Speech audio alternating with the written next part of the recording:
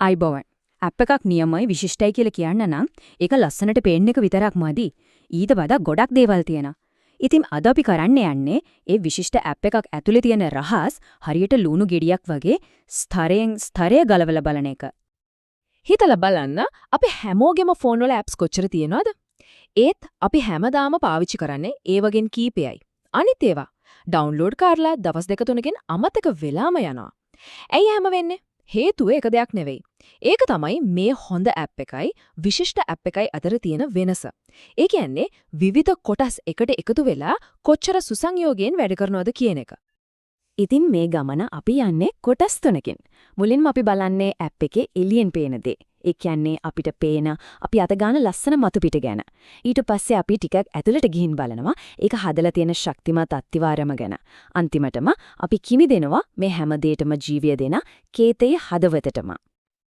හොඳයි එහෙනම් පටන් ගමු පළවෙනි කොටසින්. මෙතනදී අපි කතා කරන්නේ ඇප් එකක් පාවිච්චි කරන කෙනෙක්ට මුලින්ම පේන සහ දැනෙන දේවල් ගැන. සරලවම කිව්වොත් ඇප් එකේ අතුරු මුහුණත ගැන. හොඳ අතුරු මුහුණතක තියෙන්න ඕන දෙයක් තමයි මේ ඒකාකාරී බව, එමත් නැත්නම් කන්සිස්ටන්සි එක. හිතන්නකෝ සබ්මිට් බටන් එකක් ගැන. ඒක ඇප් එකේ එක තැනක නිල් පාටට හතරස්ව තියෙනවා නම් හැම තැනම ඒ වගේව තියෙන්න ඕනේ. එතකොට පාවිච්චි කරන කෙනාට දෙපාරක් හිතන්න දෙයක් නැහැ. එයාලා දන්නවා මේ තියෙන සබ්මිට් බටන් එක කියලා. හැබැයි හිතන්න ඒ බටන් එකම එක තැනක නිල් පාටයි, තව තැනක කොළ පාටයි, එක තැනක රවුම්, තව තැනක හතරස්. එතකොට මොකද වෙන්නේ? පාවිච්චි කරන කෙනා ව්‍යාකූල වෙනවා. හැම සැරේම මේක ඔබන්න කලින් පොඩ්ඩක් හිතන්න ඕනේ. මේකින් වෙන්නේ මම හිතන දේමද කියලා සැකයක් එනවා. අන්න එතනදි තමයි ඇප් එක ගැන තියෙන විශ්වාසය ටික ටික නැති වෙලා යන්නේ. හරි. ඊළඟට ප්‍රතිපෝෂණ. එහෙමත් නැත්නම් ෆීඩ්බැක්. සරලවම කිව්වොත් මේක තමයි ඇප් එක අපිට ආපහු කතා කරන විදිහ. අපි බටන් එකක් එබුවම හරි මම මේක බාරගත්තා වැඩේ වෙනවා කියලා අපිට දන්වන එක. ඒක සමහර විට ස්ක්‍රීන් එකේ එන පොඩි හරි ලකුණක් වෙන්න පුළුවන්. නැත්නම් ෆෝන් එක පොඩ්ඩක් වයිබ්‍රේට් වෙන එක වෙන්නත් පුළුවන්. දැන් හිතන්න ඒ ෆීඩ්බැක් එක නැහැ කියලා. ඔයා චෙක් ඉන් බටන් එක ඔබනවා කිසිම දෙයක් වෙන්නේ නැහැ. ස්ක්‍රීන් එකේ වෙනසක් නැහැ, මැසේජ් එකක් නැහැ, මුකුත්ම නැහැ. මොකද හිතෙන්නේ? මේක වැඩ කරන්නේ නැහැ කියලානේ. ඉතින් ආයෙත් ඒකම ඔබනවා අන්තිමට කලකිරලා ඇප් එක වහලම දානවා. අන්න ඒකයි ෆීඩ්බැක් කියන එක ඉච්චරටම වැදගත්. හොඳ අතුරු මුහුණතක තව රහසක් තමයි හරි වැගේට හරි මෙවලම පාවිච්චි කරන එක. අපි උදාහරණයක් බලමු. මොඩල් ඩයලොග් එකක් කියන්නේ ස්ක්‍රීන් එක මැදටම ඇවිත් අනිත් හැමදේම නවත්තලා අපේ අවධානය ගන්න පොප් අප් එක. අනිත් එක තමයි බොටම් ෂීට් එක. ඒක පහලින් සීරුවට උඩට එන පැනල් එකක්. මොඩල් ඩයලොග් එකකින් අපි කර ඉන්න වෙලේ සම්පූර්ණයෙන්ම නවතිනවා. ඒක බාධාවක්. හැබැයි බොටම් ෂීට් එකේදී පිටිපස්සේ ස්ක්‍රීන් එක තාමත් අපිට පේනවා. ඒ නිසා බාධාව අඩුයි. ඉතින් තීරණය මොකද්ද? අපි දවස ගානේ නිතරම කරන පොඩි වැඩකට හැම සැරේම ස්ක්‍රීන් එක මැදට පොප් අප් එකක් එන එක හරිම කරදරයක්. ඒ වෙනුවට අඩු බාධාවකින් ඉක්මනට වැඩේ කරගන්න පුළුවන් බොටම් ෂීට් එක තමයි ගොඩක් වෙලාවට වඩාත්ම ඵලදායි, වඩාත්ම හොඳ විසඳුම. හරි. දැන් අපි කතා කරන්නේ ඇත්තටම වැදගත් දෙයක් ගැන. ඒ තමයි ප්‍රවේශතාවය, එහෙමත් නැත්නම් accessibility. සරලවම කිව්වොත් මේකෙන් කියවෙන්නේ ඇප් එකක් කිසිම බාධාවකින් තොරව ඕනෑම කෙනෙකුට පාවිච්චි කරන්න පුළුවන් වෙන්න ඕන කියන එක. උදාහරණයක් විදිහට වර්ණ අන්ධතාව තියෙන කෙනෙක් ගැන හිතමු. එයාලට ඇප් එක පාවිච්චි කරන්න පහසු කරන්නේ කොහොමද? මෙන්න හරිම සරල ක්‍රම තුනක්. 1. අකුරුවල පාටයි පසුබිමේ පාටයි අතර හොඳ වෙනසක්. ඒ කියන්නේ කොන්ට්‍රාස්ට් එකක් තියෙන්න ඕන. එතකොට ලේසියෙන් කියවන්න පුරොන්. 2. හරි වැරදි පෙන්වන්න කොළ රතු පාට විතරක් පාවිච්චි කරන්නේ නැතුව හරි ලකුණ වැරදි ලකුණ වගේ අයිකන් පාවිච්චි කරන එක. 3. ප්‍රස්තාරවලදී විවිධ පාට වෙනුකට තිත් ඉරි වගේ විවිධ රටා පාවිච්චි කරන එක. එතකොට පාට පේන්නේ නැතත් ප්‍රස්තාරයේ තීරුම් ගන්න පුළුවන්. හොඳයි. අපි මෙච්චර වෙලා කතා කළේ ඇප් එකක එළියෙන් පේන දේවල් ගැනනේ. දැන් අපි යමු ඒක ඇතුළට. ඒ කියන්නේ මේ ලස්සන මතු පිටට යටින් තියෙන ඒක ශක්තිමත්ව රඳවගෙන ඉන්න නොපෙනෙන ව්‍යුහය ගැන බලන්න. අපි මේකට කියනවා ඇප් එකේ ගෘහ නිර්මාණ ශිල්පය. ඒවත් නැත්නම් ආකිටෙක්චර් එක කියලා. මෙතනදි තමයි MVM වගේ ආකිටෙක්චර් පැටර්න් එකක්. ඒ කියන්නේ කේතේ පිළිවෙලට තියාගන්න පාවිච්චි කරන සැලැස්මක් වැදගත් වෙන්නේ. හිතන්න මේක හරියට හොඳට සංවිධානය කරපු වැඩමුළුවක් වගේ. ඇප් එකේ පෙනුමට අදාළ දේවල්, ඒ කියන්නේ UI එක පැත්තක. ඇප් එකේ මොලේ වගේ වැඩ කරන ලොජික් එක තව පැත්තක.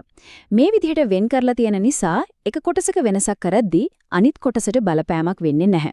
වැඩේ හරිම පිළිවෙලයි. තව නියම වාසියක් තමයි අපි ෆෝන් එක හරවද්දී, ඒ කියන්නේ ස්ක්‍රීන් රොටේෂන් එකකදී අපි පුරවමින් හිටපු දත්ත මැකිලා යන්නේ නැතුව තියෙන එක. ඒකටත් මේ ආකිටෙක්චර් එක උදව් වෙනවා. හරි. එහෙනම් අපිට දැන් ශක්තිමත් පදනමක් තියෙනවා. දැන් බලමු ඒ පදනම උඩ ඉඳගෙන ඇප් එක කොහොමද ස්මාර්ට් විදියක බුද්ධිමත්ව දත්ත එක්ක ගනුදෙනු කරන්නේ කියලා. මේකට නියම උදාහරණයක් තමයි live data. හිතන්න මේක හරියට news alert subscription එකක් වගේ. අලුත් breaking news එකක් ආපු ගමන් අපේ ෆෝන් එකට notification එකක් එනෝනේ. live dataත් ඒ වගේ. database එකේ ඒ කියන්නේ දත්ත ගබඩාවේ මොකක් හරි වෙනසක් වුණ ගමන් live data එකට ඒක දැනගන්න ලැබෙනවා. ඊට පස්සේ එක view model එක හරහා ගිහින් අපේ screen එක ඒ කියන්නේ UI එක ස්වයංක්‍රීයවම අලුත් දත්ත වලින් යාවත්කාලීන කරනවා. අපි අතින් කිසිම දෙයක් කරන්න ඕනේ නැහැ. හොඳයි. දත්ත ගැන කතා කරද්දී ආරක්ෂාවත් හරිම වැදගත්. හිතන්න අපි ඇප් එකකට ලොග් වුණාම ඒ විස්තර කොහොමද ආරක්ෂිතව තියාගන්නේ? අන්න ඒකට තමයි encrypted shared preferences කියන තාක්ෂණය පාවිච්චි කරන්නේ. මේකෙන් කරන්නේ login token එකක් වගේ පොඩි ඒත් හරිම සංවේදී දත්ත key සහ value කියන කොටස් දෙකම කාටවත් කියවන්න බැරි විදිහට ඛේතනය කරලා, ඒ කියන්නේ encrypt කරලා ෆෝන් එකේ සුරක්ෂිතව තියාගන්න එක. මේක හරිම සැහැල්ලු ඒ වගේම හරිම ආරක්ෂිත ක්‍රමයක්. හරි. අපි දැන් ඇවිතින්නේ අපේ ගමනේ අවසාන ස්තරයට. ඒ කියන්නේ මේ හැමදේම පිටිපස්සේ තියෙන එන්ජින් එකට. මෙතනදි තමයි අපි මෙච්චර වෙලා කතා කරපු ලස්සන නිර්මාණයයි ශක්තිමත් ආකිටෙක්චර් එකයි කේතය මගින් ඇත්තටම ජීවමාන වෙන්නේ. ඇප් එකක ලිස්ට් එකක්. ඒ කියන්නේ ලයිස්තුවක් පෙන්වන්න පාවිච්චි කරන recycle view adapter එක කියන්නේ සමහර විට අහලා ඇති. ඒක ටිකක් සංකීර්ණයි වගේ පේන පුණුවම්. ඒත් හිතන්න මේක හරියට බෝතල් පුරවන කර්මාන්ත ශාලාවක් වගේ කියලා. view holder කියන්නේ හිස් බෝතලේ අච්චුව. ඒ කියන්නේ එක පේලියක පෙනුම. on create view holder කියන්නේ ඒ අච්චුවෙන් අලුතින් හිස් බෝතලයක් හදලා assembly line එකට දාන එක. ඊළඟට එන on bind view holder කියන කෙනා තමයි වැදගත්ම වැඩේ කරන්නේ. එයා තමයි ඒ හිස් බෝතලයට, ඒ කියන්නේ පේලියට අදාළ දත්ත පුරවලා නිවැරදි ලේබල් එක අලවන්නේ. මේ ක්‍රමේ නිසා දහස් ගණක් item තිබුණත් ස්ක්‍රීන් එකේ පේන ටිකට විතරක් බෝතල් හදලා සම්පත් නාස්ති කරන්නේ නැතුව වැඩේ කාර්යක්ෂමව කරගන්න පුළුවන්. දැන් බලමු කේතය ස්මාර්ට් කරන තවත් නියම ක්‍රමයක්. කොට්ලින් භාෂාවේ තියෙනවා sealed class කියලා දෙයක්. මේකෙන් අපිට පුරවා යම්කිසි තත්ත්වයකට තියෙන්න පුළුවන් හැම අවස්ථාවකම කලින්ම නිර්වචනය කරලා ඒකට සීමා කරන්න. උදාහරණයක් විදිහට ඇප් එකක් පාවිච්චි කරන කෙනෙක්ගේ ක්‍රියාකාරීත්වය අපිට low, medium, high කියලා මට්ටම් 3කට විතරයි තියෙන්න ඕනේ කියලා කියන්න පුළුවන්. ඒතකොට වාසිය තමයි කේතය හරිම පිරිසිදුයි, ආරක්ෂිතයි. මොකද අහම්බෙන්වත් super high කියලා 4වෙනි මට්ටමක් එකතු වෙන්න කිසිම ඉඩක් නැහැ. අපි නිර්වචනය කරපු අවස්ථා 3ට විතරයි කේතය හැම විටම වැඩ කරන්නේ. ඉතින් මේ හැම දෙයක්ම එකට ගත්තම අපිට පේනවා විශිෂ්ට ඇප් එකක් කියන්නේ ඇත්තටම ප්‍රධාන ස්තර 3ක එකතුවක් කියලා. ඒක හොඳින් හිතලා පරිශීලකයා ගැනම හිතලා හදපු අතුරු මුහුණතක්, 2 MVVM වගේ ශක්තිමත් ස්ථාවර පදනමක්, 3 ඒ හැමදේම එකට ගැට ගහලා ජීවේ දෙන ස්මාර්ට් සහ කාර්යක්ෂම කේතයක්. ඉතින් ඊළඟ වතාවේ Taman කැමැතිම නිතරම පාවිච්චි කරන ඇප් එකක් ඕපන් කරාම නිකමට වගේ පොඩ්ඩක් බලන්න ඒකේ තියෙන ඒකාකාරී බව, බටන් එකක් එබුවම ලැබෙන ප්‍රතිපෝෂණය, ඒක කොච්චර වේගවත්ද, මේ අපි කතා කරපු ස්තර තුනම ඒ ඇප් එක ඇතුලේ එකට එකතු වෙලා වැඩ කරන විදිහ දකින්න පුණුවන්ද කියලා.